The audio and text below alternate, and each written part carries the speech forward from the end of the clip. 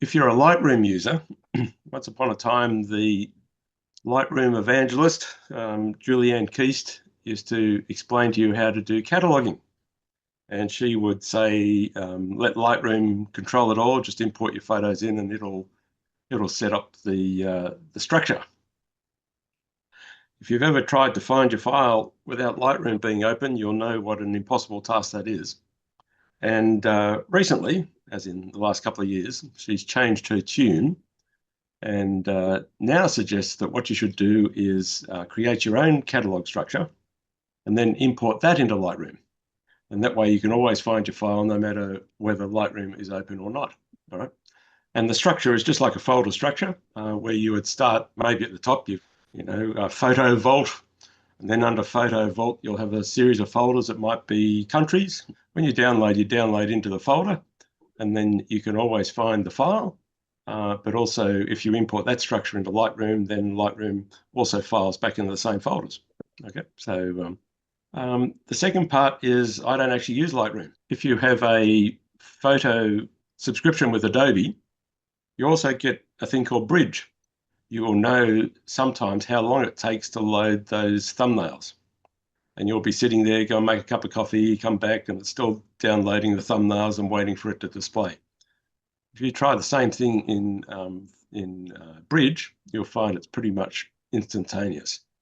So that if you're not actually editing in Lightroom, which I don't do, there's no need to actually use Lightroom in the process at all. You can just use Bridge and Photoshop. Look how quickly those thumbnails loaded.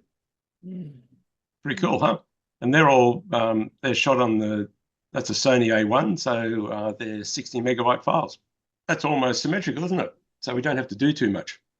But let's have a look and see what we might do. So I work exclusively in Photoshop, and that's because I do more than just edit hue, saturation, and lightness. So in Lightroom, the three things you can control, which is the same in Lightroom and Photoshop, is the hue, the color, the saturation as to how intense the color is, and the lightness being the lightness and darkness of the image. They're the three things that you control in editing, and they're the only three things you can control in editing. Or I look at the menu in Camera Raw, which this is, or I look at the menu in Photoshop, they're all very similar. All right, so those who are familiar with the Lightroom catalog, if I close this, you will recognize that all of those little arrows there are exactly the same things that you have in Lightroom. And effectively, I could do a Lightroom edit in Camera Raw without ever having to go anywhere else. I can change the exposure. I can change the highlights. All the sliders that I have in Lightroom, I have in Camera Raw. So I can actually create masks in Camera Raw. Right? It's exactly the same as what I can do in Lightroom. So Camera Raw is part of Bridge, is it? It's part of Photoshop. Photoshop. So when you open a file, it'll actually open it in Camera Raw, because often what it has to do is that there's going to be a Canon file, a Nikon file, or a Olympus file, or whatever, and it has to interpret those files to then put it into Photoshop. What do I do? Why do I do it? And what are the reasons? What's your thinking behind it? Okay, so most of the editing I will do will be in Photoshop, and that's because I want to do things like we did in Screw It, where I want to warp, twist, manipulate, mirror, flip, do all sorts of different things to the image. And I can't do that in Lightroom. And rather than do some editing in Lightroom, take it to Photoshop to do the warping and twisting, and then going back to Lightroom, I just do everything in Photoshop. Three things I do. One is you can see that the first thing is it's got a profile, Adobe Color. And that's the default position for most files. If I click on the down arrow, you can see I've got some other options. I've got landscape, portrait, standard, or vivid. I can go black and white, monochrome. Okay, so I can actually, or adaptive color, which is a new one, which is an AI interpretation of your file. So if you like, we can have a play with that. Let's have a look at these. So adaptive color, that's what AI thinks I should do to the file, okay, by way of color. So you can see, for me, it's brightened it too much, and it's burnt out some of the brights, but it gives that nice, bright, sheeny look to it. Nice idea, Mr. AI, but not one that I would take up. So if I go back to color, which is essentially how it's come in the Adobe color space, you've also got an option of landscape. And that's the one I usually choose. So when I click landscape, you'll see what it does is it intensifies the color. So if I go from the standard file, which is a little bit grayed off, I go to landscape as a profile because that immediately makes the colors more intense for me. And I like that, all right, because I like the strength of the blue and it's a much more robust image. So I will usually choose landscape. And the other two things I do, one is that the camera is terrible, no matter how expensive the camera, at dynamic range. So this little bit up here where there's almost burnt out in the whites, I shall wind that back a little bit so I have some more detail in the highlights. And it's a little bit dark in the foreground, so I will lift the shadows. Right? And they're the two things that I will do, three things I will do in Camera Raw. And then having got to that stage, I click Open. So, And that will then... So you don't use your camera matching profiles at all? Well, let's go back. The only reason that you do that, so down in optics, I can remove chromatic aberrations, which is the purple and green hazing that goes around the edge of the file. In the original file, I don't have any purple or green hazing, all right? So clicking the chromatic aberration doesn't do anything. There is a slight barrel distortion in the 70 to 200. And if I wanted to correct for that, that's where I can do it. So in the lens profile, if yours isn't there, you can go into the menu, find the lens, and it'll have a profile for you. And that's essentially any distortion where it's a little bit concave, a little bit convex in the native file. You can do the adjustment in the lens there. You can also override that with these manual distortion and vignettes. So some files, you can see there, they do a little bit of a vignette on the file, a little darkening around the edge of the lens. That's just the nature of the lens. And you can override the distortion. You can actually belly it out, belly it in a bit yourself over and above what you found. But most of the distortions and things we're going to play with in Photoshop anyway. So what do we like about this image?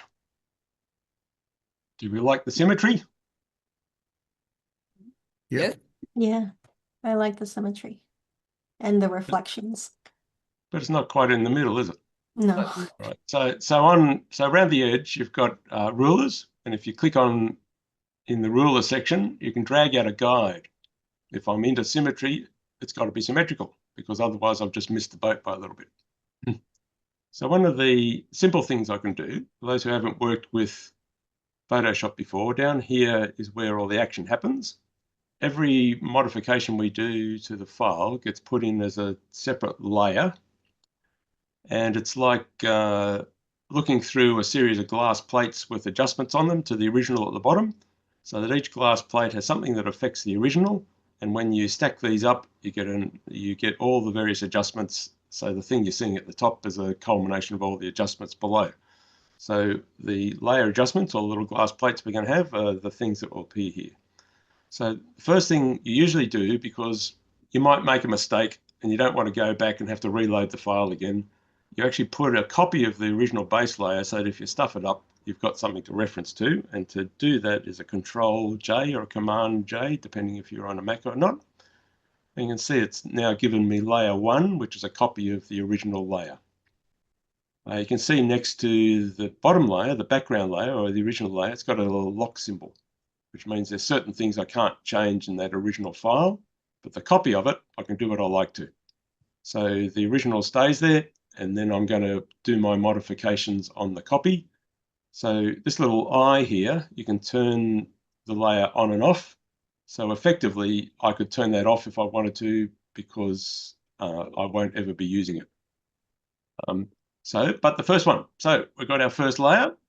And what I want to do is stretch this and get it to the middle. So if I do a Control or a Command A is for all. And what that has done is it's put the marching ants all around the outside of the picture. If I go a Control or Command T for transform, you can see that it's put these little squares around the edge of the picture. And what I can do is with my, you can see this little symbol here with my mouse means I can spin or rotate it. So I could click and hold and rotate the image. But when I come onto the image, it has my little arrow, and I can grab one of these corners. You can see how it changes again to a little double-headed arrow. I can click and drag that, and I can drag it out. So I can actually drag the picture using the corner. Right? That's kind of useful if I want to make it bigger in the frame, but it doesn't help me with what I'm currently trying to do. So if I click on that corner at the same time, and I hold the Control button down, I can drag that not just diagonally, I can drag it whatever direction I want to drag it. So if I hold Control, I can do it multi-directionally, which means that I can drag that to the left. And as I drag it to the left, you can see that it straightens up my image. Yeah? So it does a little bit like what Screw It was doing with the 4 points yesterday. So I can drag that to the left so that that is roughly parallel to my little marker man there, and then I'll let go. With my points in the middle, if I hold Shift down at the same time that I'm clicking on it, it only goes in the X or Y direction. It limits it to the X and Y direction. Right. So that means that having straightened it up, I can then stretch it to the left to get it roughly where it should be. You can see that it's overcompensated, so I can go up to this top corner, I can hold Control, and I can ease that off a little bit. So now I've got that, and I can do Control down the bottom just to do the final adjustment. So we got it bang in the middle, or we got the corner in the middle. We can tell by the arrangement of this that where that fin is and where that fin is not in the rest of the, it's not symmetrical still, right? Because you can just see that visually. So for this to be symmetrical, I'd have to drag out this side a bit so that that part of the fin is on the edge to line up with that one. So to finish off what we were doing, we do the little click, the tick at the box at the top saying thank you very much. And that's the adjustment we've got. And then we do Control or Command D to get rid of the marching ants, which is D is for deselect. So Control minus zooms me out a bit. If I hold on to the spacebar key, it gives me a hand, and I can drag it around while I press down on my mouse. So before we did Control A, which is select everything, up here is my menu for some of the things I can do. And this one's called the marquee tool. And if I click on it, it gives me the choice of a marquee tool. And what I can do is if I click and hold and drag, I can drag a box out. All right. So rather than Control A, which selects everything, I can just select a bit of it. So I go deselect. So if I'm using my marquee tool, if I start in this corner and I drag it out, I can drag it out to my midpoint. So if I go Control T or Command T, now I'm only transforming the right-hand side of the picture. Mm-hmm. So then if I hold Shift, I can then just drag this horizontally, and I can match that up with my left-hand side. Click tick for thank you very much. Command D for deselect. All right, so now I've got a picture that is in the middle and symmetrical. Ken was wanting to know about mirroring. So if I undo these things, the other option I could have had to get this perfectly symmetrical is I could have done the marquee tool on this side And then I could have cut it, Control C for a cut, which puts a copy of it in the memory, and then going to Control T for transform. And if I hold Shift and grab that corner, I'm going to drag it to the other side.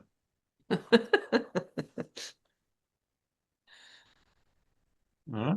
Oh, something is done. I've gone too far back. Let me undo that. Yeah, what's it done there? Maybe I need a copy of everything. Let's try it again. That's better. Better. Then that makes it an exact perfect copy. And then if I didn't want the clouds to be Symmetrical. symmetrical, okay, what I could do is I can put a layer mask on that. All right, so I've got that layer. Down here is a layer mask. I click on that. And if so a white reveals, black conceals. All right, so currently white means it's showing everything of the layer mask. So if I turn the mask off, the adjustment off, it takes me back to where it was. I can do the same thing with the layer mask. I do Command or Control I, which inverts the mask from black to white, or from white to black, which hides what I just did. What might I do with that? Let's have a look. With my little tool up here, right, you can see I've got a little minus. If I make a plus, I want to add things to the selection. If I click and hold, I can click and hold for the selection. I can use my minus to push some of these things back. This is just quick and dirty. I would do it a little bit more accurately if I was doing this as a finished presentation drawing. But I've now got a selection of my sky. If I use my little selection tool with a plus, I can come along here, select my building.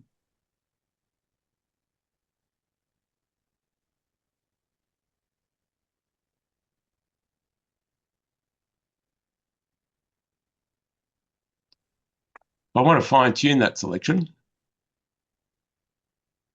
Yep. Minus and winding back.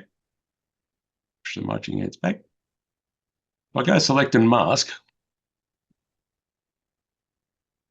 it'll show me what it's masked. And I can zoom in by Control plus, zoom out, Control minus, and I can see where the mask has hit, where the mask hasn't hit. And if I go on to this little guy, I can physically paint the mask and adjust the mask to suit. So I've painted out the little bit where it's overlapped there. What have we got here? I can get rid of it there. That little bit where it hasn't done a very good job at masking, I can come and change that. So I can go around and I can manually fix up the mask. If I click and hold, if I click, then press Shift, and then click down here, it does a nice little straight line for me. If I want to add it up, I can click there, hold Shift, and paint it in. So there's a couple of little shortcuts for doing that. For minusing again, this one here. Oh, wrong one. A little bit counterintuitive. It's a bit like the ISO or your f-stop. All right. So I can delete those little bits. Anyway, so I can tidy up the mask.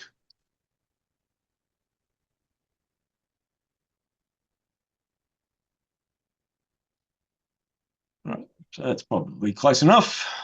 So I go OK.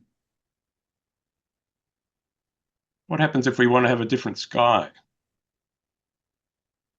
So to get rid of this little guide in the middle, I go to View, Guides, Clear Guides. That gives me a nice clean picture. So one of the things about the picture is it's very blue at the moment. Well, let's have a little bit of a look at what we might do. There's a little adjustment you can do up here, which is Images, Adjustments, match color. And there's a little box here called neutralize. And neutralize is, if you neutralize, it produces a white balanced image that Photoshop thinks is white balanced. So if I click that, you'll see that that's what Photoshop thinks the lighting conditions were at the time. And what usually happens, especially with architectural photography, is if it's on a blue sky, you get all the blue reflections on the buildings. So even though our eye compensates for it, the camera, which doesn't do the compensation, gives you quite a blue image at times. So one of the things that sometimes if you like, you'll often go into this to get a nicer colorway. And just above neutralize, you've got a thing called fade, and you can fade the amount of the color adjustment in. So often I find that if I neutralize it and then put about 35% back in, it gives me probably a more realistic rendering of what the color might have been at the time. Yeah, so it depends if you like the blue. If you like the blue, go for it. If you want a little bit more of the warmth back into the image, that's a way that you can get that back in, just by doing the neutralize option. Because when I press OK, because that's in a separate layer, I can turn that on and off. I can choose to have it. I can choose not to have it. I can choose to blend it onto half of the building. All right. So for instance, if I've got that adjustment, if I go Control click, that activates that previous selection. I can create another copy of that mask, and I can drag that mask into that picture. And you can see now I've got a warm side to the building and a cool side to the building. All right, so that I've got the choice of adding it to some of the building. All right, so if you like that, that's an easy way to highlight one side to the other, just to get a little bit of a difference. If I want to do a sky replacement, there's this. I don't know why they make it so difficult, but there's on the PC, it's Control-Alt-Shift-E. And Control-Alt-Shift-E puts all these adjustments in one layer. And sometimes some of the adjustments you do, you need all the pixels. So you've got to do that to put all the pixels into the layer. But a sky replacement is as simple as edit, sky replacement. And what it does is it loads in the last sky that you used. And you can see in this menu that was the last sky that I did. I can drag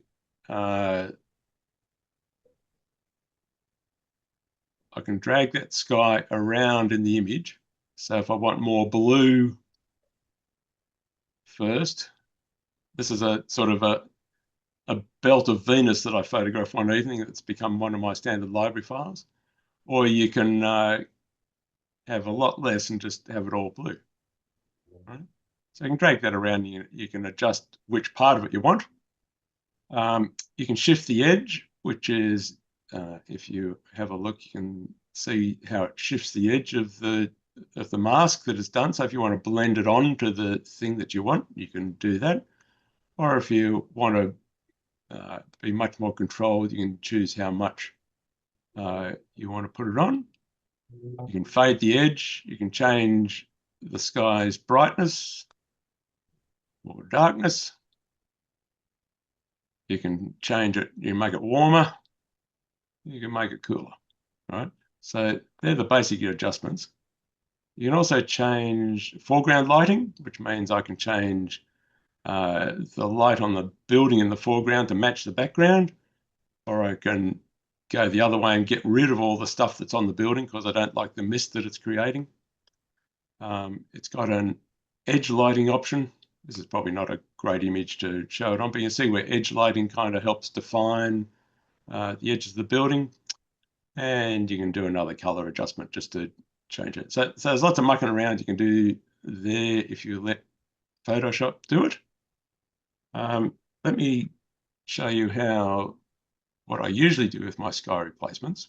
and that is, let's have a look at a nice stormy sky. So these are all skies you photographed at some other time too. Yeah, these are, and so if you want to import a sky, there's the little plus button. So for instance, so if we go plus, just to show you how to do this, the storm that rolled through last night, I actually took some pictures of. We could use one of those. I've got a whole, I think you can see all this, can't you? We've got a compositing catalog, and here I have some clouds I shot last night. So let's say we want a nice stormy one, so let's go for that one. Right? Or maybe that one because it's the same portrait orientation. I click open, and it'll have a little bit of a think about it.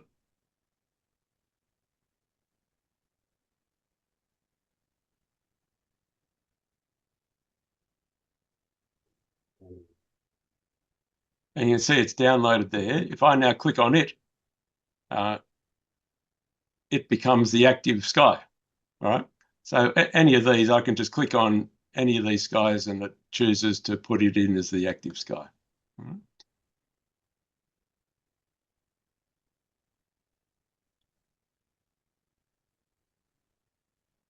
All right. So if you're wanting, depending on the storytelling you are wanting, so for instance, if I want to sort of darken this side of the picture, brighten that side of the picture, make this the feature, that's probably not a bad sort of sky to use. I can also, if I want to, let's just do a few little adjustments here.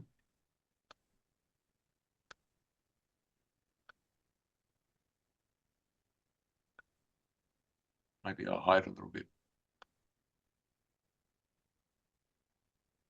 Maybe we get it to somewhere there.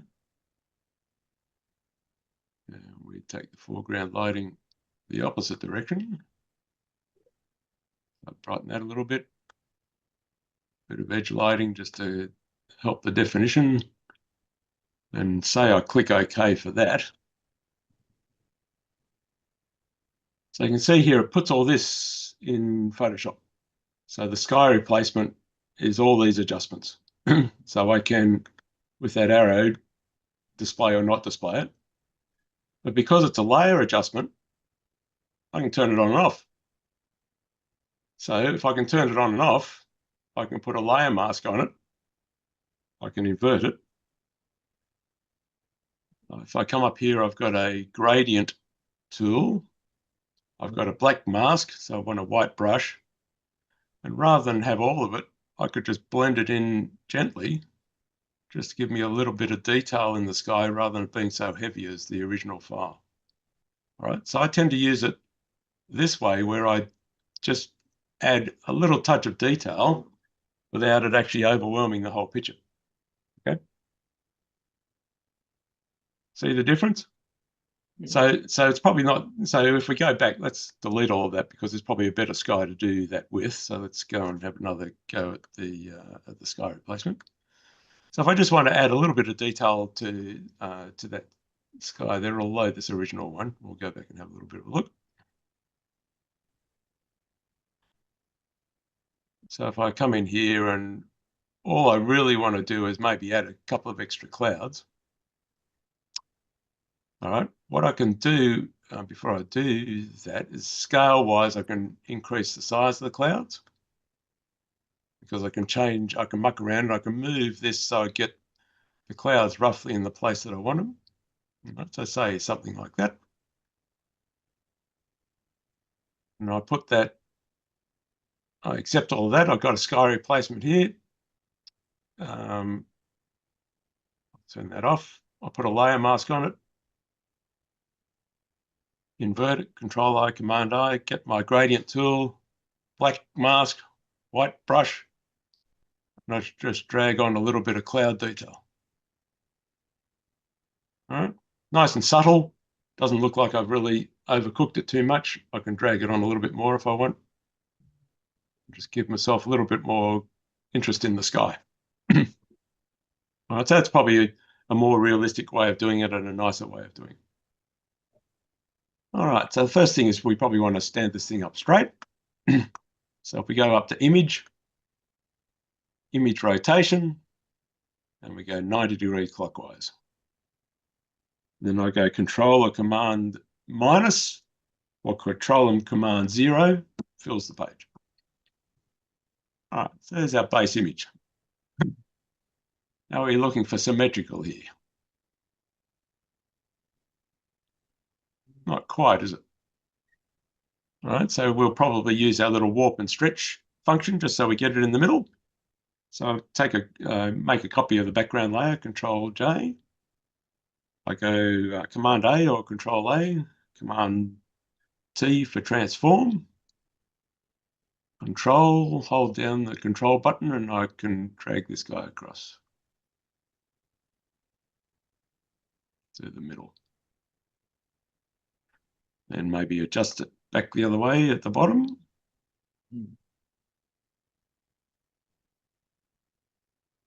And a little bit across at the top still, because I've got to run down that line in the middle of the cladding. And that's looking pretty close. If I want to zoom in a bit more, whilst I'm doing that, I can go Command plus, hold down the space bar, move the hand around, and double check how close it is. It's not quite in the middle, is it? But it's pretty close. But I might just here, it's not quite bang on the line, so I might do a little holding down Control and just drag that across so it's bang on the middle. And then Control minus, and have a look how we're looking at the bottom. So that's pretty close. I could drop in a sky to replace that, or I could delete some of this stuff. Let's just make a copy of the layer, Control Alt Shift E. I can delete some of this stuff with AI.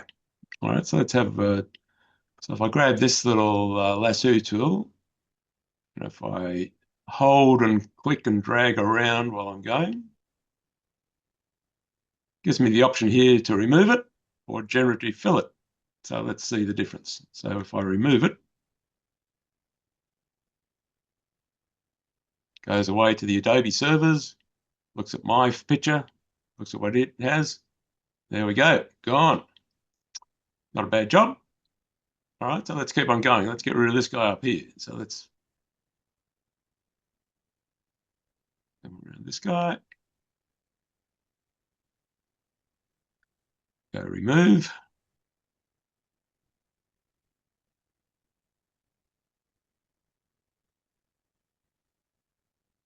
Pretty good job. Do the same on this one. Remove. Look how tidy you can make the skyline of Sydney look.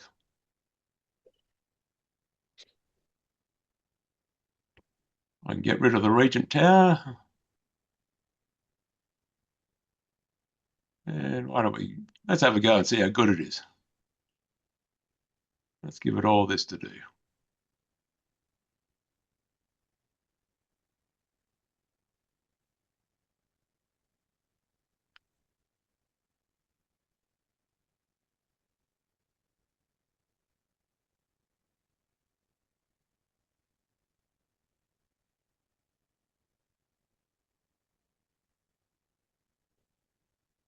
Oh, magnificent. How's that?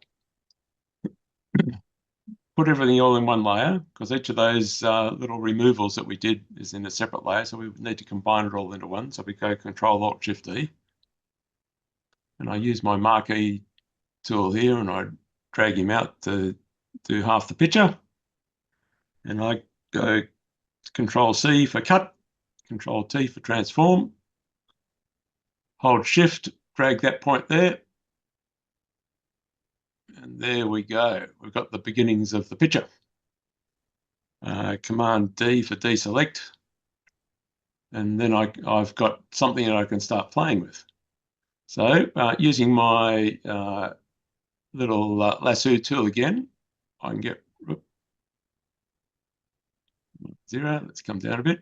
It's I like can a get rid bat. of that's right. Little Batman. Mm.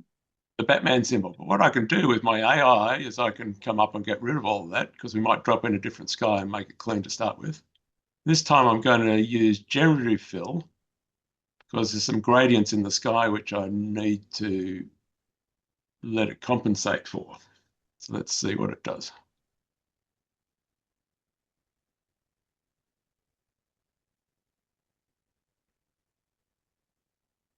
There we go. So it's got a little bit of a V in the middle. What I've got when I do the generative fill, over on the right-hand side, I have 3 options that I can review and see what it did. So the second option did that. The third option did that. So obviously we don't like the third one. Second one, a little bit of fuzz in the middle. So that's probably the neatest, cleanest one. But it gives us a nice clean background to start working on. Control A for everything. Control C for copying it. Control T for transform. What I can do is I can, holding down Shift, I can drag this out. So if I want to make it wider as to where it sits in the page, I can do that. All right, so I can change the geometry of it this way. If I hold Shift and I drag the top one, I can get it to fill the page a bit more. All right, so if I want it to really, so I can start adjusting where it sits within the frame by stretching and warping. So now I've kind of balanced the size of this thing at the top with the size of the column underneath. So it's kind of sitting in there a little bit fuller. So if I click accept on that and I compare the before and after, so it's not only just making it larger, it's also warping and twisting it a little bit. So with all forms of the photography, your eye goes to essentially, there's 3 things that your eye goes to, and they're the 3 things that Lightroom adjusts. And the first is brightness. Your eye will go to the brightest part of the image first. So at the moment when I'm looking at this thing, it tends to go here and here because that's the brightest part of the image. The second thing it goes to is what's most colourful. So sometimes if it's more colourful than bright, your eye will go to what's most colourful. And the third thing it goes to is what is where the most contrast is in the picture. And because this is quite dark and this is quite bright, that's why it's also, your eye is also going here. So as a bit of graphics, what we really want is for the eye to come into this part of the picture and not to go here. So therefore, the adjustments that we want to do to the picture are driven by where I want my eye to go. So the first decision will be, well, if this is too bright, I need to darken it. If this is too dark, I need to brighten it. Or if this isn't colourful enough, I need to make it more colourful. All right. So a lot of the time, the post-processing is actually driven by what you wanted, where you want to send the eye in the picture. Okay. And when I open the levels, you can see this is the histogram. It's all over the shop. It's high in brights, high in midtones, high in darks. All right, a real mixture. And that's the black point. That's the slider that's the black point. That's the slider that's the midpoint for midtones. That's the slider for whites.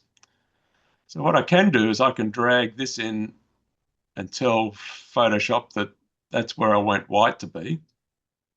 And that does quite a good job at brightening this part, but it burns the sky out, all right, because it burns all the whites out.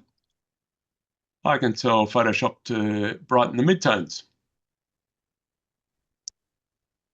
by doing that, which does a reasonable job, but it's a little bit hazy. It's not as crisp and clean as it was when the midtones were a little bit darker. Or for the dark spots, I can tell Photoshop to darken the darks. So I can do that either in the levels layer, or I can do that in a curves layer. The curves just represents the same thing in a different way. So I've got the same histogram. That's the white point, that's the black point. And I can drag the white point across like we did before. But I can also drag it down in this case. And what this does is it darkens the whites. All right. So I could, for instance, I could drag the whites down so they're darkened, and I could drag the midpoints down, which gives a little bit more contrast. I've got a layer mask, so I go Command I and invert that. I go up here and get a brush, and I can dab that adjustment on the bright parts. So I can knock back the brightness of the bit that was causing my eye to be dragged off the page.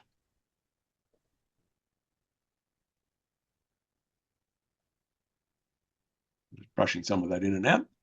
If I turn that on and off, you can see that I can now control the brights by doing that. Okay. So if you compare the difference with the brights as they were, my eye is really coming into these parts the most.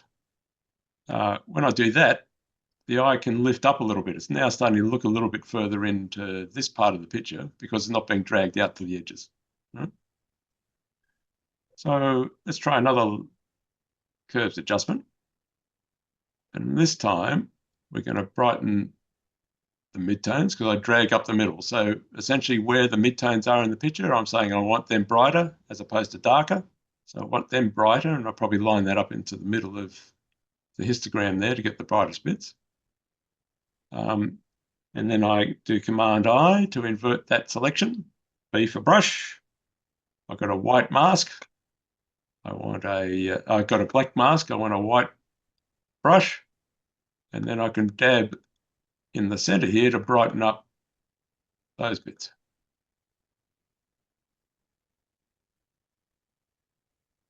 All right, so now if I turn that on and off, I've now got the eye going to where I want it to go. I want it to go here and that to be the center of the attention, not to be dragged down to the bottom. So the adjustments that I've done are to do that with my eye.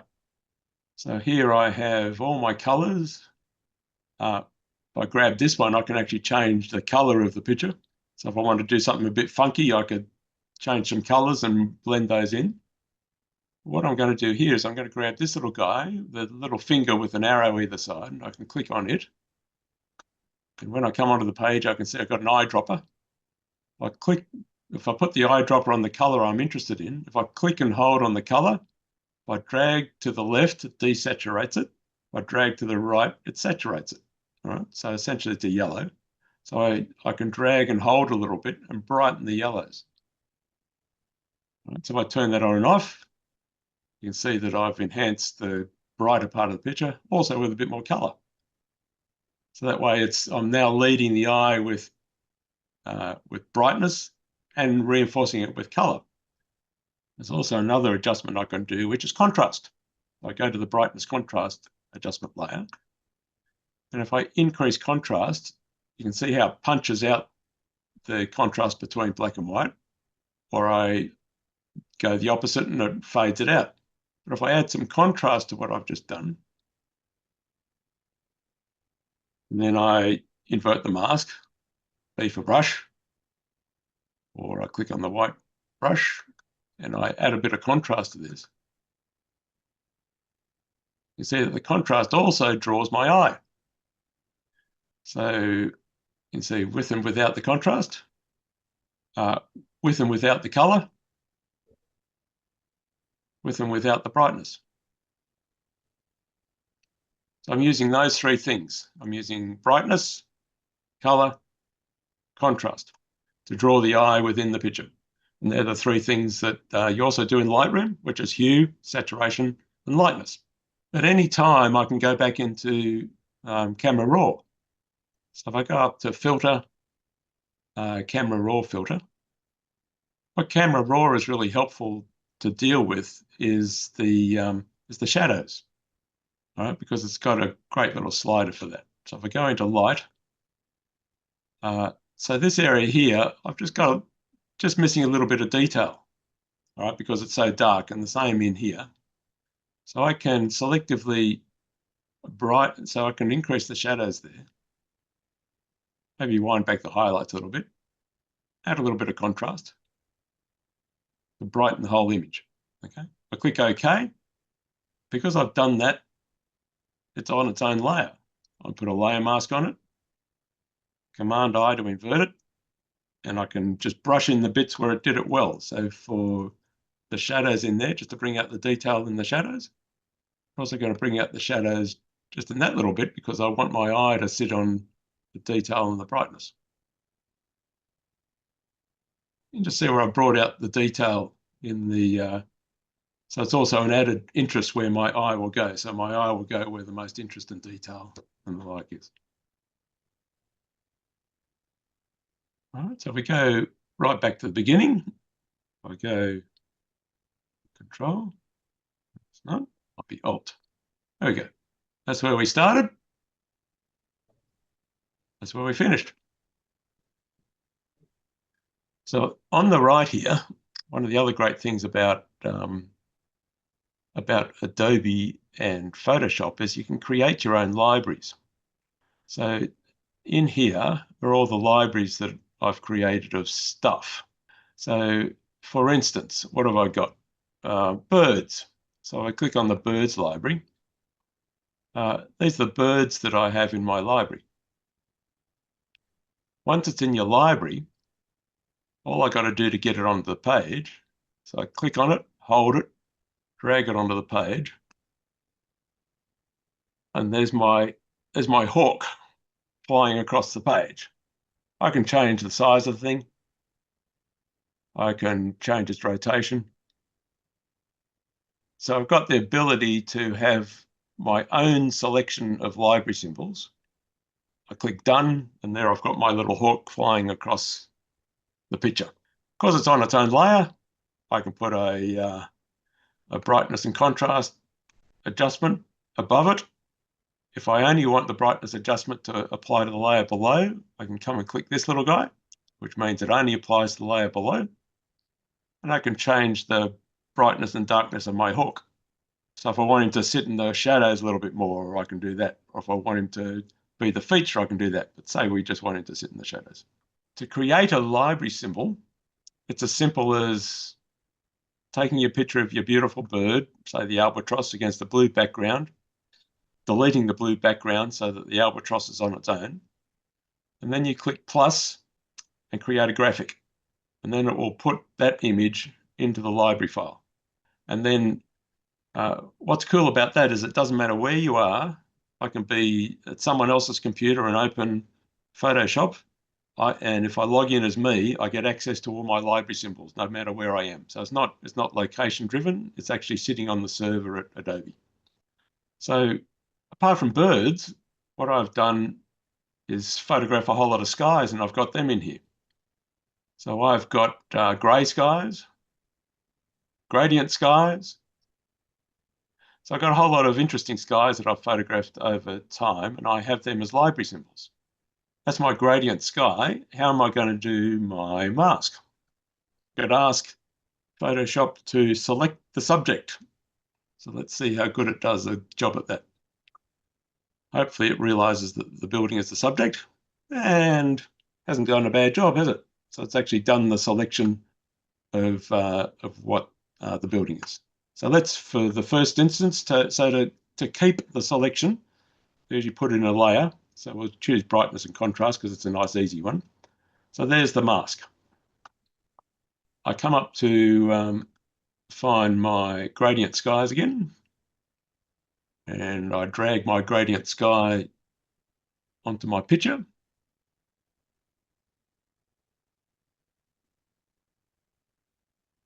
Click and hold and drag it up onto here. And what I need to do is invert the mask, Control I.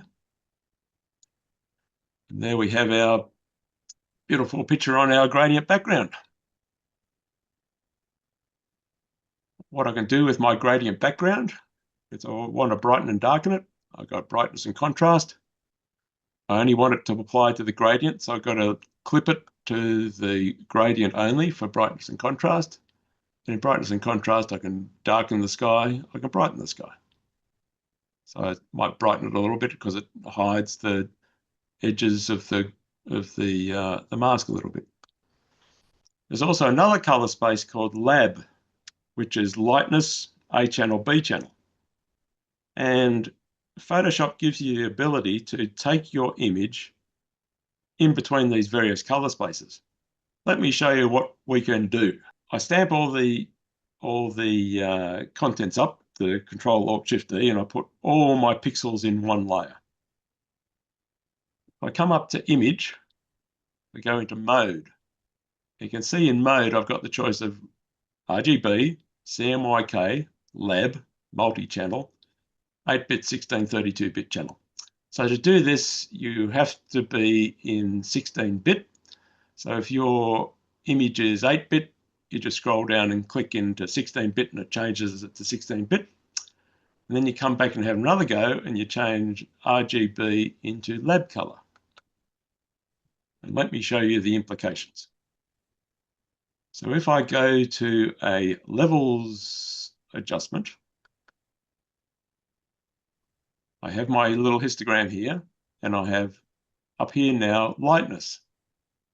And if I click on it, I've got A channel and B channel. So let's have a look and see what happens in A channel. In A channel, you've got a very high little histogram in the middle. You've got a slider down here and a slider here and a midpoint there. In A channel, that is green, and that, well, green and magenta. So A channel then balances green and magenta, B channel balances blue and yellow. So it's a whole different way of looking at the image. So if you want to punch out the color in the image, let me show you what happens. I can increase the intensity of the green, but I can balance that with the intensity of the red. And I can choose where I want to balance that. And then I can also change the midpoint. All right, so look how this is now popping the image, intensifying the richness of the color. And then if I go to the B channel, I can balance the blues and the yellows. If I really want to punch out the blue, I can punch the blue out and I can punch the yellow out. All right. So it supercharges the subtlety of the colors that are in the image. So say I want to take it somewhere there. What I've got to do is now get all that change back into RGB. So I've got to stamp all that adjustment into one layer. So I do Control-Alt-Shift-E, and that puts the lab color adjustments I've done in a separate layer. I've then got to go back up into Image, Mode, take it back to RGB, click OK. And I have those lab color adjustments in a layer, which I can turn on and off. So that means that I can put a layer adjustment on them, invert the layer adjustment, and just brush in that saturated or the supercharged color into the areas of the picture that I want. So say I want to just brighten up the yellows and the pinks down here. Just give it a little bit more of a graphic punch. So I can blend some of those color changes into the image, right? Turning on and off. We can just, so it takes it from being a flat gray image to something that's a little bit more colorful, more the subtlety that your eye might see. So see how the edge of the histogram is short of white. So that's where Photoshop thinks white is, 0, 0, 0. So what I can do is I can say, well, Mr. Photoshop, that's my histogram. You make the top of my histogram white. And if I drag that to there, you can see that it actually brightens the image. Right, so if your image is looking a little bit flat, it'll often be because the white point isn't on the edge of the histogram. And that's a very simple way just to brighten the whole image, or just to adjust the image where you want it. And I can also adjust, with that I can adjust the midtones, all right? So if I want to bring more grunt into the midtones, I can do that there as well. It just makes the image stronger, brightens it, and it's a visual representation, being able to do it in levels. But even having done that, I still think there's a little bit that I need to brighten in the middle here. So I'm just looking in here.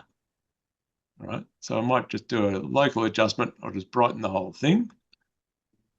Command I, B for brush. I might just brighten just in here a little bit, so it's all balanced, but it's also where the eye really wants to go, because that's the feature, isn't it?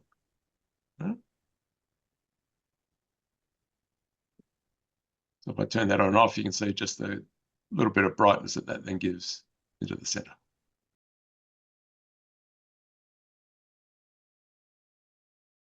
If I was to drag that library symbol onto my beautifully finished picture,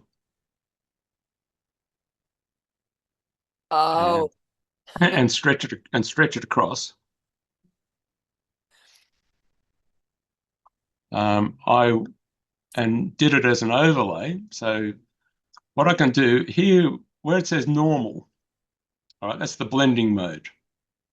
There's a blending mode called difference. If I come to difference, look at that, and I haven't done a thing. All right, and then with that blending mode, I can actually change the opacity of it, and I can find things where, when I'm playing with it, I like the look of. All right, so for instance, if I like the look of what's happening here, because it's in a layer, I put a layer mask on it. I can invert it, E for brush, and I can blend some of that in.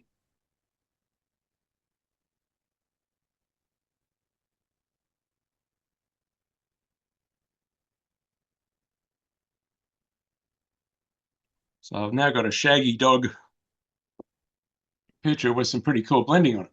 All right. So all the effects in that other image that you're seeing is purely blending mode to difference, and the actual thing that you use to overlay with. So for instance, let's turn that one off.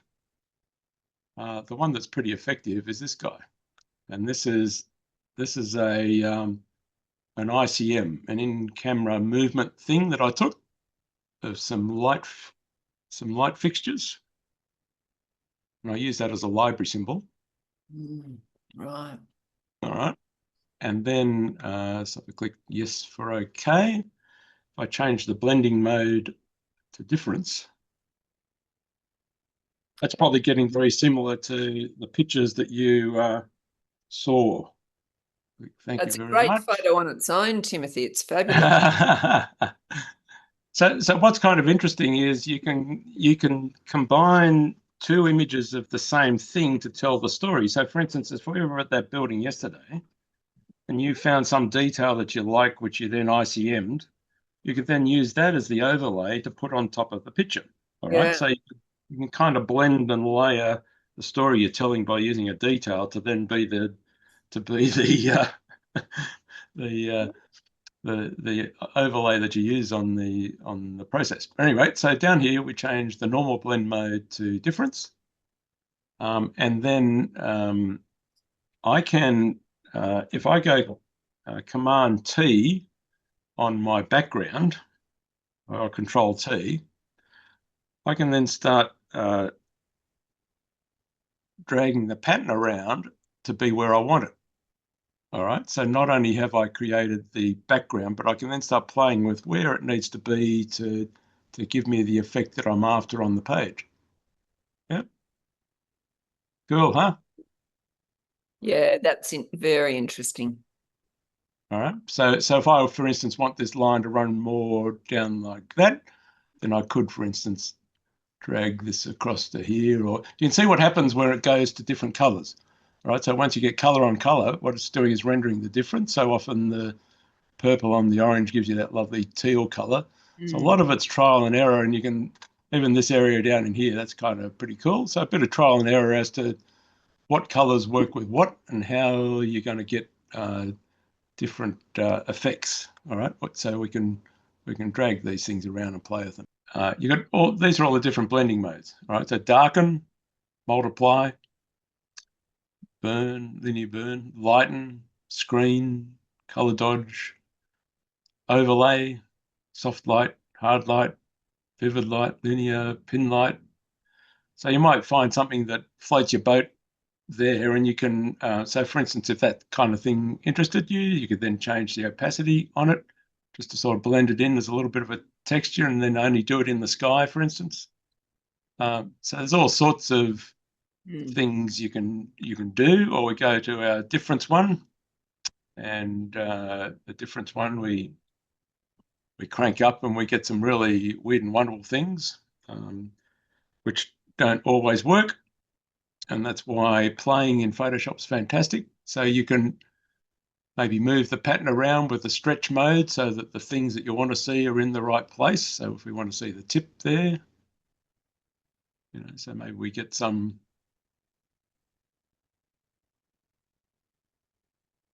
a bit like that happening. So it's a whole different rabbit hole to go down, is blending modes and textures and overlays and everything else. Yeah.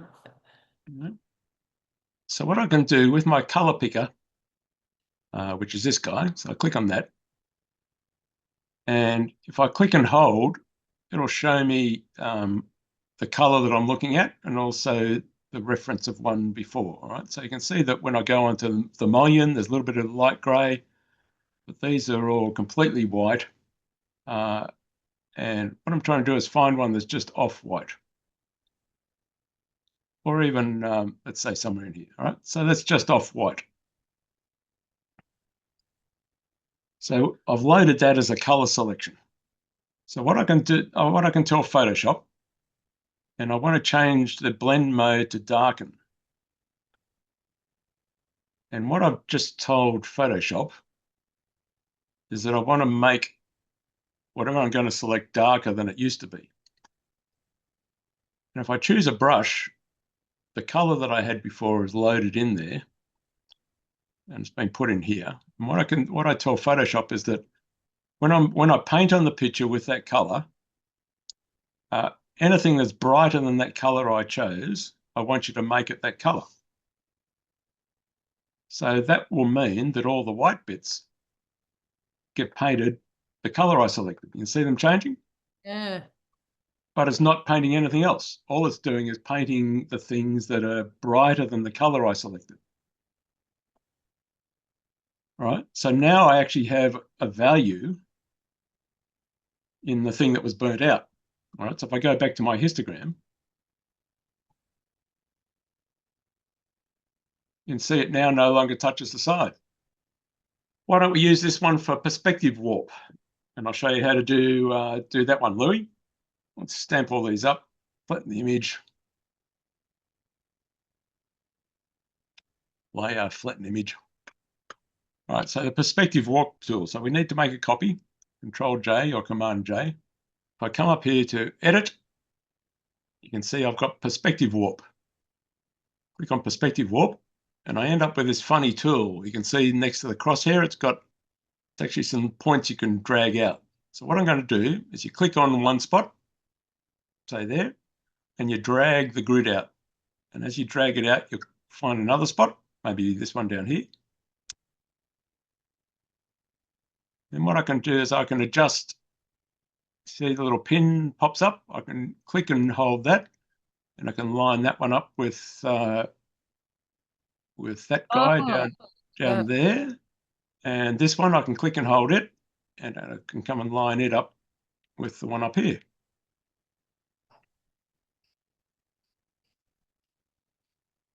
All right, so something like that. So I've now got a grid on the picture, which it uses as reference. And up the top here, I've got layout, warp, up and down lines, horizontal lines, a grid, undo, don't do it, thank you very much. So if I go to warp, I can do just the verticals. So if I click on the verticals, it lines up just the verticals. If I do the horizontals, it lines up the horizontals. And the grid does both, so I could have done both in the middle. So I've now got, that's a little bit confusing, isn't it? So let's turn off the background layer. Well, we'll have to accept it first, so we'll say thank you very much. And turn off the background. All right, so that's my perspective corrected picture. All the verticals are vertical, horizontals are horizontal. I can then, let's move out a bit. If I want to then do something with that, I can then do my marquee tool or Control A to grab the whole thing. Control T. I hit my Shift button as I drag the middle, and I can drag that one to the left to where I want it. I can drag that one to the right where I want it. I can drag this guy down here to somewhere there, and I can modify that guy. And we deselect, and then I can put AI to work. I use the lasso tool. Let's see what sort of job it does here. All right, so I'll do that corner, and I'll say generative fill, because in this instance it needs to look at the stuff around to tell what it's actually going to create. Not a bad job. And there again, I got 3 options, so I can have a look and see which option I like. So maybe even that one. And then I do the same for the bottom corner.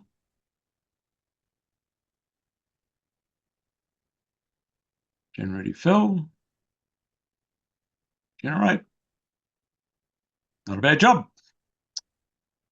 All right, so when I compare before and after, so if you just talk about strength of image, much more visual impact when everything's squared up, isn't it? Grabs you because it's all about shape, pattern, and the grid. And by squaring it up and making it like a grid, then the story becomes a lot clearer than when you've got a glancing shot of it. So there's always a couple of little fine tweaks to do on the end, so you can see how this isn't now quite vertical, having played with it. So we can do a minor adjustment on that. So we stamp all the levels up because we need them all. Control Alt Shift E.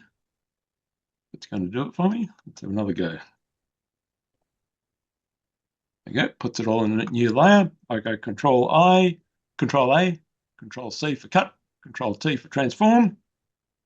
And if I hold my control button while I'm moving it, I just adjust that last little bit, 1/2 degree, just so that's absolutely perfect. Now we've got our perspective corrected image.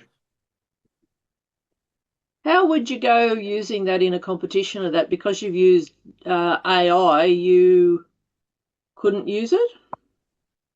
Couldn't use it. However, if you want to do it longhand,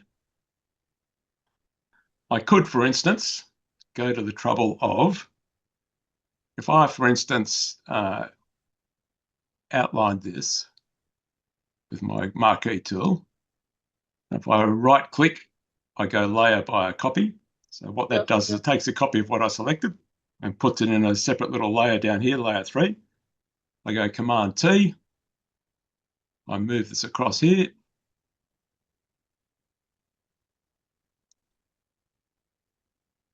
And I do a little warp and stretch and stuff just to get this kind of in the right place. I put a layer mask on it. I invert it. B for brush.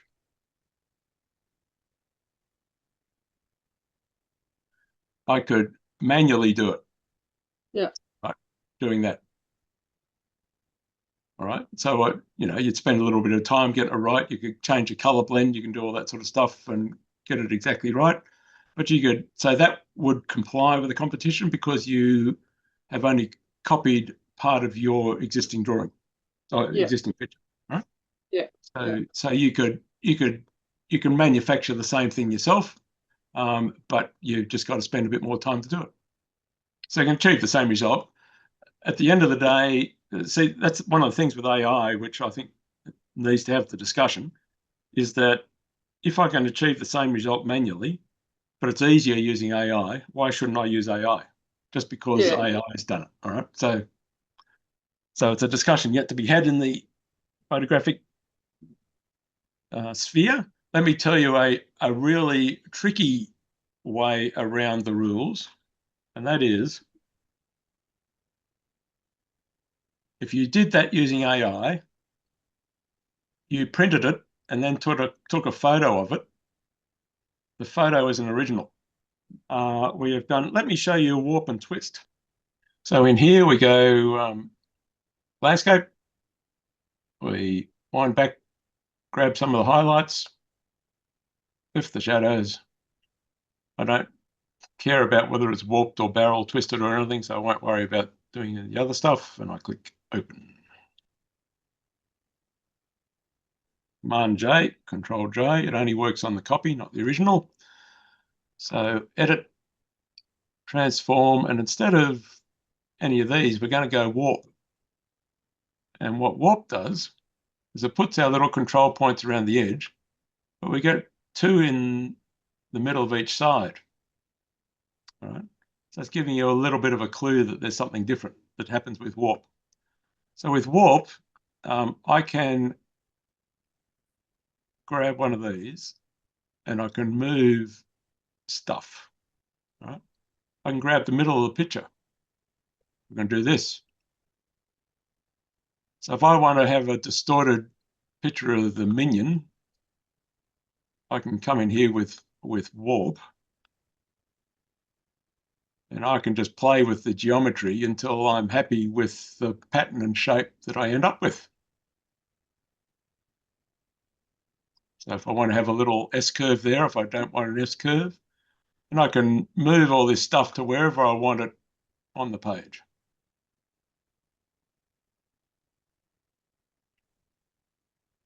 Louie's going nuts. All right, so if I turn that on and off, all right. The other thing that warp is really useful for, let's open another picture, is just fine-tuning the composition. So let's have a look at, say, this one.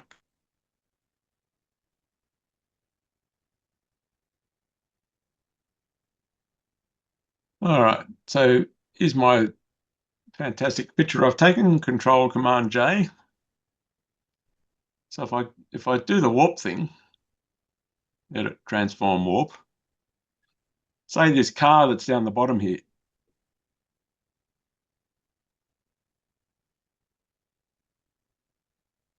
or the crossing and where it is, I can just fine tune the composition without having to remove stuff or move stuff around, or so you can all right. So it's left everything else alone. It's only done it locally where I've adjusted.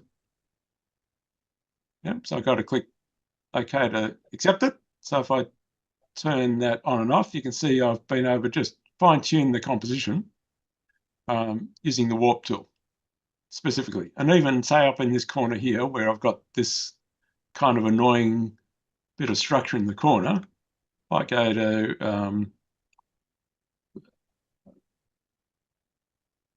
edit, transform, warp. I'm going to just drag that corner out,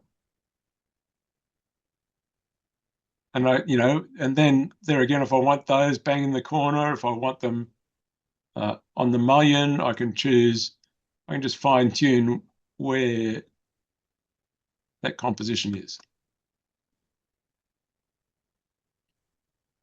All right, so turn that on and off. You can see just a lot more. It just gives you that fine tuning tweak without having to change too much of the image. Right? So it's a fantastic little tool as well. So the warp one is great. The only thing you got to watch with the warp is that it does, if you've pulled something out, this may not be straight again. Right? So you just got to tweak it and make sure that things are where you want them.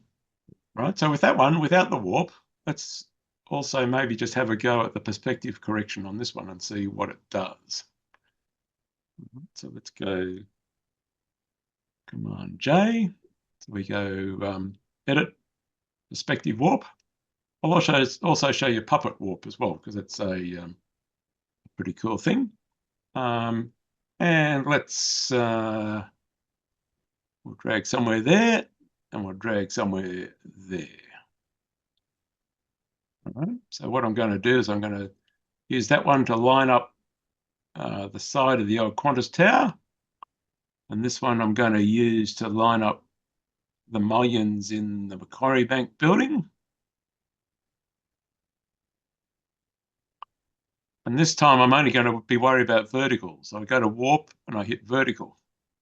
Yeah. So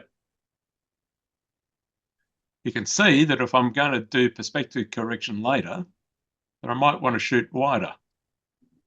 Yep. Because I've got to be able to have room for that stuff to move to. The other thing too, which I should be able to do, let's see if it lets me. Sometimes it does, sometimes it doesn't.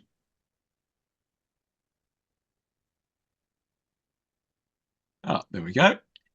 So sometimes you can get access to the whole file again and do that yourself.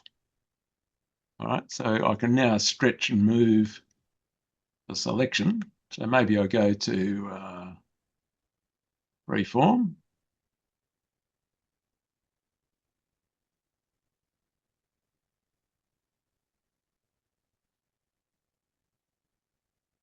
And depending how much of this we want on the side, maybe just a bit like that.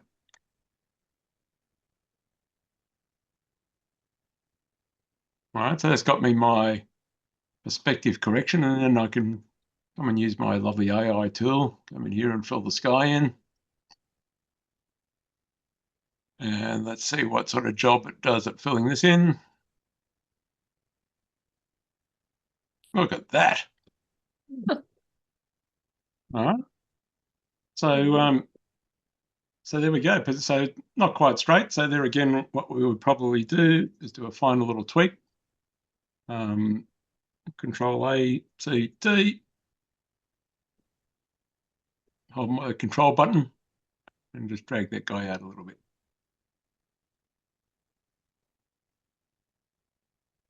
So it just runs up the edge there. Yep, something like that.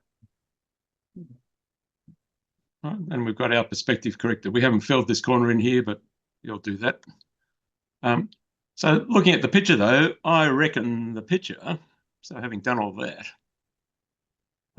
is probably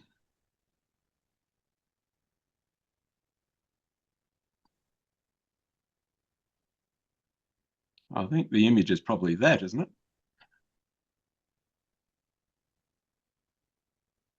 With the accentuated geometry of this running up to the nice spire and this sitting in the background. So if you're looking at sort of capturing the geometry of the location, in some ways I think that's probably more the picture, isn't it? And if you like, there you kind of formalize it. So you go 16 by 9 other way.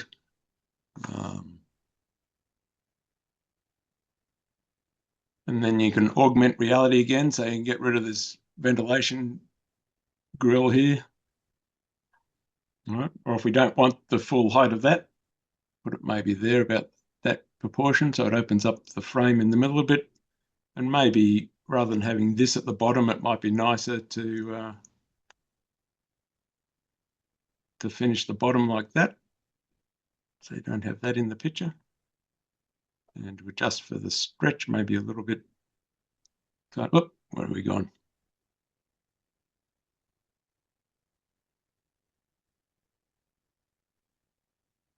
Well, that's the question, isn't it?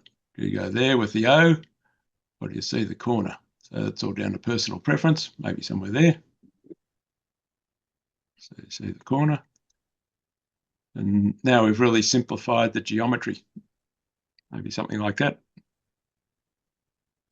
If you then want to tweak it, you could drop in your gradient sky in the background. Let's see what that does.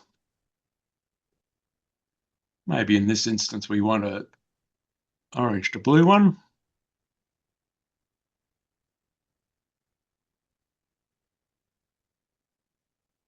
Drop my mask on that. Invert it. And I've got the my beautiful gradient sky, which now pops the building and does things. I can change its brightness and contrast, clip it down to just that layer. Maybe I'll make it a little bit brighter, so it's a little bit more subtle. I can also, if I've got a hue and saturation layer, I can clip it as well, and I can change the toning of the sky. I can make it greener or more purple. Right, so you can play around with the final tweaking of the colors, just so they blend a little bit better. Maybe somewhere there. And then I then formalize it as an artwork, if you like, because I've added something a little bit more to it. So if I turn that on and off from the beginning. We've started there. And we've ended there. Mm, But it emphasises why you took the picture. absolutely. All right. And- So in the original picture, the thing that attracted to the picture taking was this. But there's all this other stuff that was in the picture. And so half of the trick of the processing is to isolate in your own mind as what is it that caught my eye, and what was it that held my eye for me to press the shutter release. And I think that's probably it, what's in the picture there. Absolutely. So, Timothy, have you actually created those gradient skies just on a blank layer and just coloured it? They're not actually... No, they're actually natural skies. I've actually taken. Okay. Yep. So this one up in the top corner. So this one here, that was from a sunset walk up to Barrenjoey Lighthouse. And that was just a beautiful summer's evening with the sun setting. All right. And I've just taken that. I've done a bit of a tweak of it in Photoshop. So when I've taken it in, I might have played with lab color and just made the colors better or more what I could see, because you can never capture the subtlety that your eye captures. And this one, which we used before, that is caught at a different time, but it's the band of Venus looking to the east. And I've just captured that as a evening shot. And there again, I've probably played with it in lab just to bring the pink out a little bit more and the like. But so part of the natural look, I think, is to actually capture natural things rather than generate them, and then they look more realistic when you put them into the picture too. Absolutely. Mm. Yeah. All right. So say we did that gradient sky.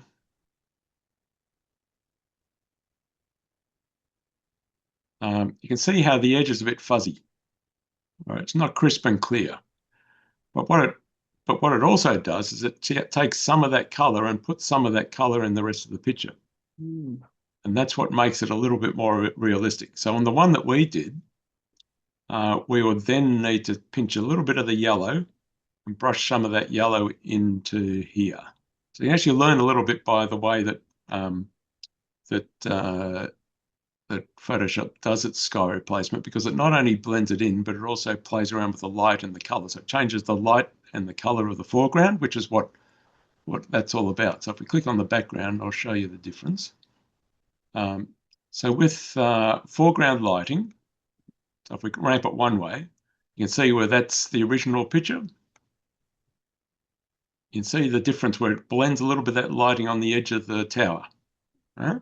So it actually takes, so there's none of it, but there it takes some of the sky color and puts it on the edge of the tower, just to blend that in, make it look a little bit more realistic, because you get reflection from the tower from the sky. Yes. And the same with the edge lighting. If we turn it one way, that's with the edge lighting, that's without it. So you can see that there's a couple of little subtle tweaks that the sky replacement does, which if you're going to do it manually, you should do yourself. And then the color adjustment takes the color of the sky and looks at the foreground. So that's with none. That's with some. Right? So you see how it's changed the whole colorway of the foreground to then get the reflection and the match between the two. So that's just things you've got to be aware of if you do it yourself manually, is that you then have to sell the story rather than it just being a drop-in sky. You've got to do some other things. All right. So if we then go back to our original image, let's where are we with sky replacement? Okay, so we turn the sky replacement off and we put our sky replacement back in. All right. So essentially what we've learned from the other one is that this golden color should actually be in some of this. Right. So one of the ways you can do that to blend it in is you've got some inbuilt color filters in Photoshop. So if we click on this guy, see down here we've got photo filter. We release photo filter, Up the top here, you can see it's a yellow photo filter.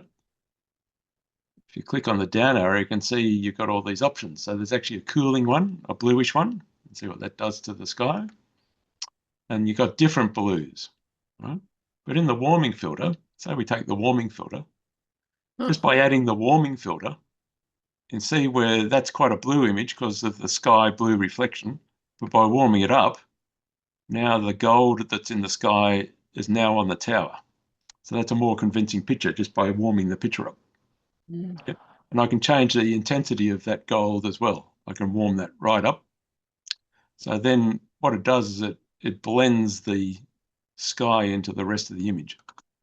So that's probably, having done that, we've now got everything that's color matched, all right, by putting that gold filter on the rest of the image. So now we've got something that's looking a bit more realistic. Hopefully it's applicable for everybody. Tim, can you go back to where we uploaded our images, please? I just couldn't work out whether to narrow it in or whether to widen it out. And the lines were such that I just couldn't get them horizontal. So I just, it's not quite what I was going to ask, but with that image, is there any way to completely square that up so the horizontals are all straight and the verticals are all straight? There is. So let's have a look. What you're probably going to have to do is break it in half because they lean to the outside, both of them, don't they? All right. So for instance, what you would do, it's marquee tool, we'll choose that half. Command C, Command T, grab that corner and lift him up. Oh, okay. And I'll come back and do this side. And then you would come back and you just tidy this bit up down in here. So we go, oh, it's come out all right. All right, and then you basically play with them as two separate halves so you can then level those bits up. In some ways, I reckon your image is more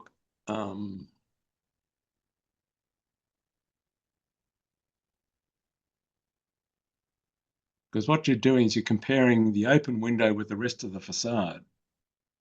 And you don't actually need the rest of the stuff. What you actually need is maybe that. All right, because that's the comparison, the open one and the closed ones. All right, and that just, to me, that just intensifies the story a bit more than having the other stuff. What do you think?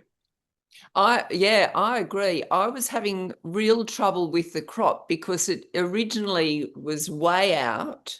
And I just, I'm sorry I didn't just put the basic image in, but just sort of trying to play with when you stretch. See, I was stretching the whole, I was playing with the whole image. I wasn't playing with just half. And so just by doing it in half the image, that does make it a lot easier to straighten it. But let me show you the last little trick, which is puppet warp. Right, so if I go to puppet warp, what that does is you can see it puts a grid over the whole thing. And if I grab any of those points, I can move it around. So because I don't want to move all the points, what I have to do is, it's a bit like a watercolor where you've actually got to pin the thing on the page so it doesn't move. So I go around the outside and I pin it so it's going to be still and not move everything. So it's a little bit of a tedious process, but it's worth the aggravation. Let me show you when we get there. so are you just clicking as you go around? Yeah, I'm just clicking as I'm going around, essentially like putting pins on the edge of it to stop it moving. Right. And then what I can do, because the edge isn't going to warp, if I click any of those corners, so say I click this guy, it'll only just move this little bit. All right, so if I want to fine tune that little bit there, I can just drag that and drag that one down. Click here, I can just drag this guy around a little bit.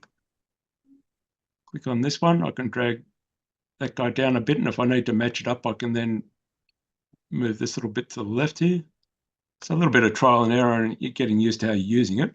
And then this guy down here, maybe we drag that down a little bit and push him in and squeeze him around a bit. So you can get some really fine-tuned adjustments, but you can also get some weird and wonderful angles with things warping and twisting. But you can puppet warp's another way where you can be a much more accurate. So this one here, where it's dipping down a bit, we can drag that up a bit.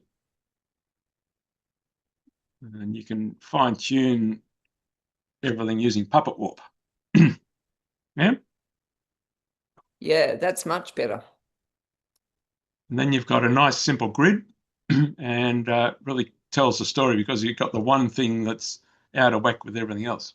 Yeah. So to accept it, you could just go click for a thank you very much. And then we've got a perfectly gridded image with that one thing that's different. Okay. Right, so the other thing you probably would do in this instance is it's almost square, so you'd make it square. Just because then people get the geometry thing, right? And then, so it just needs to be stretched up a little bit to be square, or squeezed in a little bit to be, or cropped to be square. So if you want all the stuff that we've been playing with, let's stretch it up. So we finish doing the crop. Marquee tool, I go and drag all of this. Control C, Control T, and Shift, drag him up. All right, and then also if you want to fine tune this edge, you can drag that one out a little bit. Or if you want to get that black bit right in the middle, then with the shift, you can then get that and get the black right in the middle, that mullion right in the middle of the page. All right. Great. View, guides, clear guides, Command D to deselect, and then we've got a perfect little grid. Yeah. All right, so the other thing that we probably need to do to this is actually, so we've got the graphics right, but we haven't quite got the optics right, in that there's light and dark bits, and we need to sort of work on that. All right, and so what I would probably do here is using curves. So I'm looking here, for instance, so these panels are a lot brighter than these ones. It'd be nice if that was kind of all the way through, because it's up here as well. So we probably need to darken these guys here just to be in the same optics as this. So just looking at those three panels, maybe what I need to do is to give it a little bit more contrast and darken those couple of panels off. So I go Command I to invert it, B for brush, X to change it from black to white. And then I can just get the same contrast in those panels as well. And maybe the ones below I need to, it'd be nice to lift the shadows a bit to get a little bit more detail. So snap everything up, Control Alt Shift E, go back into Camera Raw. And what I'm going to do in Camera Raw is lift the shadows, because look at the reflections that come out in the windows when I lift the shadows. Maybe pull back on the highlights a bit. So you usually go beyond what you need to do and then compensate when you do it. So I put a layer mask on that, invert that. B for brush, it's a black mask, so I need a white brush, but I can brush in some of those shadows in the, just to bring out the details in some of the bits where I've lost it in the blocking up of the light. Right? So just lifting up a little bit more interest in the rest of the facade. So then when my eye starts wandering around the facade, I've got the detail everywhere. And Tim, I turn why those do on you and go off. to- You can see the difference where I've just, so instead of, you can see where your eye pops to and goes from when you can see the adjustments. Yeah? So now it's more balanced. And then if I want to really do the color thing, wait for the magic. Watch what, so see how it's 8-bit, so we change it to 16-bit, and then we have another go, and then go in and we go to lab color. Well, we're going to be able to bring out the pink in the facade with this. So I go into a levels adjustment, and instead of lightness, I go to A channel, and then it brings out the green. Then I bring out the pink. Right, so you overdo it again. So when you brush it in, you can have more control. Then while we're at it, why don't we add a bit of blue and warm it up a touch. So stamp it all up, Control-Alt-Shift-E. Go into image mode, RGB. Put a layer mask on it, invert it. So you can see how much more vibrant it looks with a little bit of color. Yeah. So then with the brush, I can then choose which bits I want to brush that into. And mainly you do it in the middle because that's where you want to draw the eye. So if I turn that on and off, you can see where I've just lifted the pink a little bit in the middle, just to draw the eye into the middle. Yeah. Cool shot.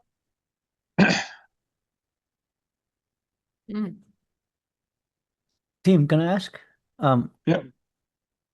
Why did you go to Camera Raw to fix the shadows? Why didn't you do that on Adobe? Or is it the All same? right. Well, let's turn it off and see the difference.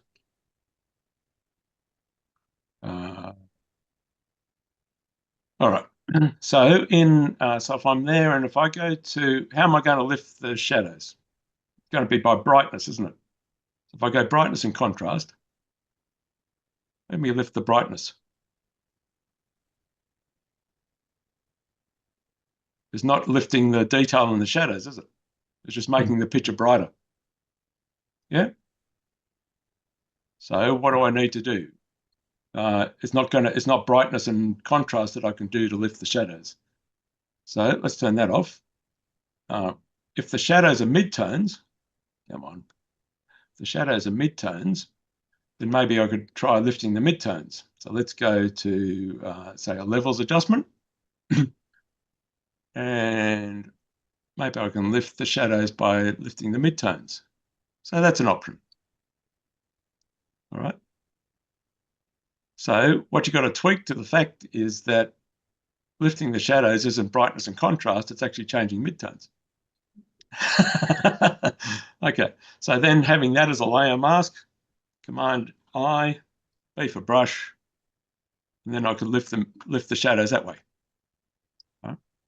It's just So that whilst there's no shadow slider on the Adobe. You have to. No, there's no shadow. Yeah. There is there one in Lightroom? There's a dehaze in Lightroom. In Lightroom, I think there is shadows and There's probably shadows and highlights. Yeah. Yeah, shadows and highlights, but there's not in Photoshop. But but as you can see, I can achieve the same thing with midtones. Right. But the thing that by going into Camera Raw, I not only just have midtones, I can play with brightness, contrast, everything. All right, so it's not only just the one. So I end up getting a 6 for 1 instead of just playing with the one thing. Yep. Thanks. When you're at the capture stage, do you worry about, like, clearly you don't, from what we've just done, blowing out the sky? It depends what I'm going to do. So let me, that's something we didn't do, but let me show you something else, which is a really cool little tool. So I'll just share the screen again.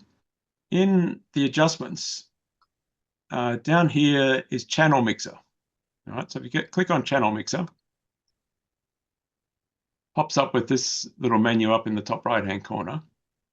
If you go to the little Japanese flag, you can then see it gives you the option color range. So if I click on color range, what this is doing is it's picking up the colors and I can choose which colors. So if I use the picker and I pick on the sky, you can see that it's creating me a mask based on color. Wow. All right, so then I can add or subtract from that. So if I want more blues, I can do the little clicker with the plus and I can add that blue, or I can go the other way and I can say, don't give me that blue, or don't give me these things. All right, so I can go around and I can modify the mask based on color. So let's just cancel that for a minute and say we just pick the sky. All right. Yep. I've got two sliders. One is fuzziness. Fuzziness is how exact the blue is. So if I go very fuzzy, you can see that it picks lots of blues. If I go less fuzzy, it only picks a particular blue. All right.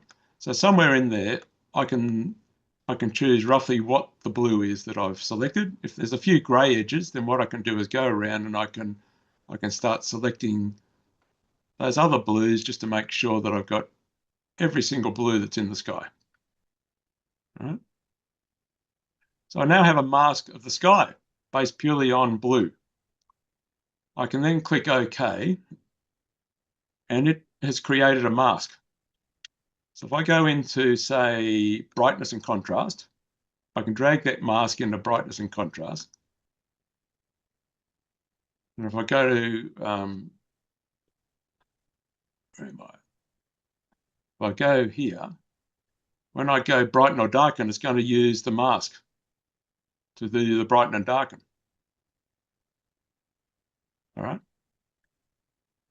So I can increase the contrast of the sky. So I can selectively change based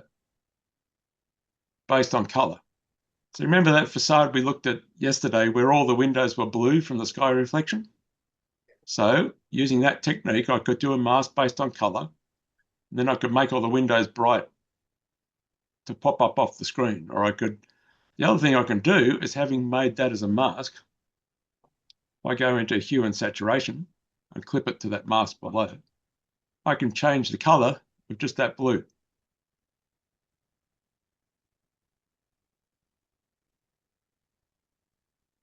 Mike's mind is exploding at this point. So is mine. All right, and not only can I do that, but say I want to go weird. I really like that. I love the green. Say I want to go weird and wonderful. Because it's in a mask, I can invert the mask, B for brush, get a white brush, get a gradient tool. I can blend it on. So it's subtle. All right, doesn't have to be the hard color. Oh, look at these possibilities, Mike.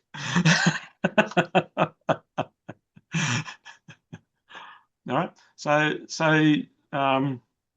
it's more a matter of knowing that it can do it, and once you know that it can do it, you can then figure out ways of using it. All right.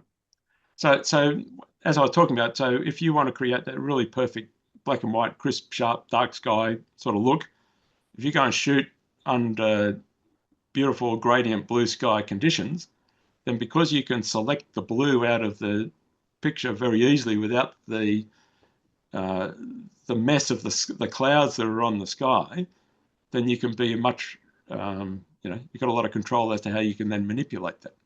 So to answer your question the long way around, do I worry about the highlights? I'll often photograph under the conditions of what I want the image to be. So if I want to have a gradient sky, I don't want to really, if I shoot on a day where it's cloudy with the clouds doing their thing, I've got to do a lot more work. I've got to come in and mask out the sky, got to replace the sky, then change it. Whereas if I shoot on the day where it's a nice clear blue sky, very simple change. So often it's more of the opportunities that present themselves and thinking about how you can use what you've captured and how you're going to use it. But until you've had a bit of a play with these things, it changes the way you shoot. So once you've started processing like this, it changes what you look for and how you actually do the capture, because you know how you're going to edit and how to make it easier for yourself and things that you can use. Can you see my website page? Yep. All right, so if you go on, so that's the splash screen, you get taken to the workshop one at the start. So if you just click on that, it takes you into the workshop page. Yep. But if you scroll to the bottom of the workshop page,